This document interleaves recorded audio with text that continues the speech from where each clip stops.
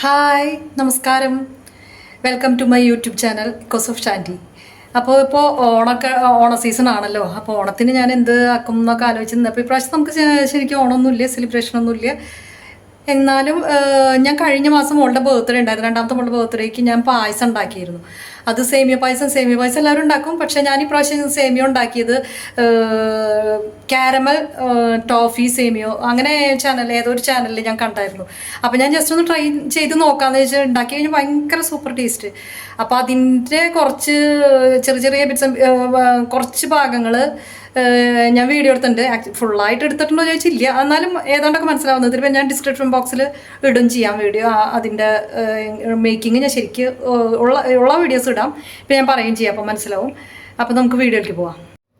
അപ്പോൾ ഇത് ഞാൻ ഒരു കപ്പ് സേമിയോ എടുത്തിട്ട് നെയ്യിൽ വറുത്ത് വെച്ചിരിക്കുന്നതാണ് കേട്ടോ.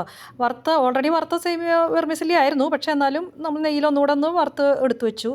പിന്നെ ഞാൻ പഞ്ചസാര 2 ടേബിൾ സ്പൂൺ പഞ്ചസാര എടുത്തിട്ട് മെൽറ്റ് ചെയ്ത് നമ്മൾ കാരമലൈസ് ചെയ്യുമല്ലോ, അത് ചെയ്തതാണ്. തുടക്കത്തിൽ തന്നെ പാളി കാര്യം ഞാൻ അതിൻ്റെ വീഡിയോ എടുക്കാൻ മറന്നുപോയി. ഓക്കെ.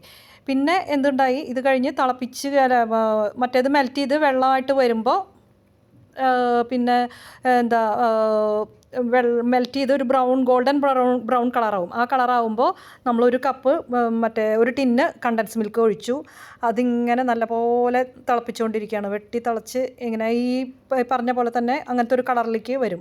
ഇതാണ് കൺസിസ്റ്റൻസി വരുന്നത്. അത് കഴിയുമ്പോൾ നമ്മളൊരു 1 ലിറ്റർ ഫുൾ ക്രീം മിൽക്ക് എടുക്കുക. നമ്മളിവിടെ നിന്ന് വാങ്ങുന്ന ഏതും ഇതായാലും മതി. നല്ല ഫുൾ ഫാറ്റുള്ള ക്രീമുള്ള മിൽക്ക് എടുത്തിട്ട് ഈ പാലിൻ്റെ കൂട്ടത്തിൽ ഒരു കപ്പ് വെള്ളം കൂടി ഒഴിച്ചിരുന്നു കേട്ടോ. പാല് തന്നെ ആകുമ്പോൾ മട്ടപ്പ് വരുന്ന ഓർത്തിട്ട് ഒരു കപ്പ് വെള്ളം കൂടി ഒഴിച്ചു. പിന്നെ മധുരം ഞാൻ തൽക്കാലം വേറെ ചേർത്തിട്ടില്ല. ഈ മധുരം തന്നെ എനിക്ക് മതിയായിരുന്നു. നിങ്ങൾക്ക് നോക്കിയിട്ട് വേണമെങ്കിൽ മധുരം കൂടെ ആഡ് ചെയ്യാം കേട്ടോ. പിന്നെ വെർമിസല്ലി അതിനകത്തിട്ടു. ഈ പാല് തിളച്ച് വരുമ്പോഴാണ് കേട്ടോ വെർമിസല്ലി നമ്മൾ ഇടുന്നത്. ഇളക്കി നന്നായി യോജിപ്പിച്ച് അത്യാവശ്യം വെന്ത് കുറുകി വരണം.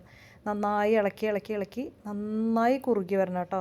നല്ലൊരു ഭംഗിയുള്ള കളർ വരും. എന്താ പറയുക, ഒരു പിങ്കിഷ് കളർ വരിക എന്ന് പറയില്ലേ, നമ്മളുടെ അമ്പിസാമിയുടെ പാലട. അത് ഞാൻ ഉണ്ടാക്കാറുണ്ടോ, അതിൻ്റെ ട്രിക്ക് ഞാൻ പറഞ്ഞുതരാം. എളുപ്പമുള്ളൊരു അമ്പിസാമി പാലടയുണ്ട് ഇവിടെ.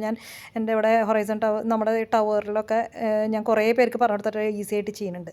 അതേപോലത്തെ ഒരു കളറിൽ ഇപ്പോൾ നമുക്കൊരു പിങ്കിഷ് കളർ പോലത്തെ അല്ലെങ്കിൽ ചായയുടെ കളറൊക്കെ ആയിട്ട് അത് വരും. കണ്ടോ, തിക്നെസ് നമുക്ക് ഇഷ്ടമുള്ള പോലെ ആക്കാം കേട്ടോ. ചിലർക്ക് ഭയങ്കര ലൂസ് കൺസിസ്റ്റൻസി ആവശ്യമുള്ളവർ അങ്ങനെ ചെയ്യാം. എനിക്ക് അത്യാവശ്യം കട്ടിയിലാണ് ഇവിടെ പിള്ളേരൊക്കെ കഴിക്കുന്നത്. കണ്ടോ, ഇപ്പോൾ ഇതാ ഇങ്ങനെ വന്നു. അതിന് ശേഷം നമ്മൾ കുറച്ച് എന്താ പറയുക, ഏലക്ക പൊടിച്ചതിട്ടു. പിന്നെ കശുവണ്ടിയും മുന്തിരിയൊക്കെ വറുത്തിടാവുന്നതാണ്. പക്ഷേ എൻ്റെ പിള്ളേർ ഈ വക സാമഗ്രികളൊന്നും കഴിക്കില്ല അവർ. അപ്പോൾ അതുകൊണ്ട് ഞാൻ ഇട്ടില്ല. അത് ഇട്ട് കഴിഞ്ഞാൽ ടേസ്റ്റ് ആണല്ലോ. എല്ലാവരും സാധാരണ സേമിയയിലിടും. അപ്പോൾ ഇവർ അതിൻ്റെ ഇടയ്ക്ക് എൻ്റെ കൈയൊക്കെ വന്നു പോയി. സാരില്ല, പോട്ടെ, ഒരു പ്രാവശ്യം ക്ഷമിക്കാം.